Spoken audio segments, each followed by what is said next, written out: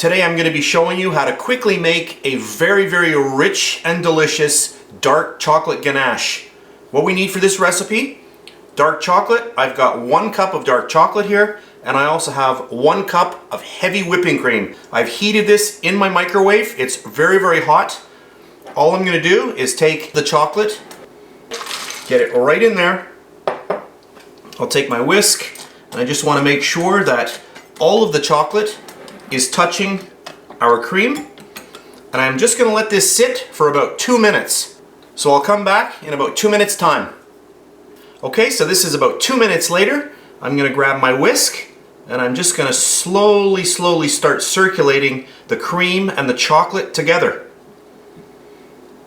The cream and the chocolate are becoming friends in a really nice manner. We didn't want to shock anything by getting in there and stirring right away. There's no need, just let everything melt up. That hot cream will slowly dissolve the chocolate, and then when you get in there with your whisk, it really makes this process really easy. Oh, it smells so good. And if you're wondering what you can use this with, you're going to pour this over chocolate cakes. You can put it inside chocolate cakes.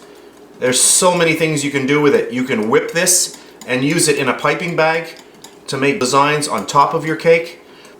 If you put this in the fridge, this is going to get really thick, and you can actually scoop it out. So if you wanted to, you could take your mixer. Once this is chilled down a little bit in the fridge, you can actually whip some air into it, and you could use it as a mousse-like kind of dessert. Look at that. Amazing. So that's how easy it is to make dark chocolate ganache. I hope you enjoyed this video, and I'll see you next time.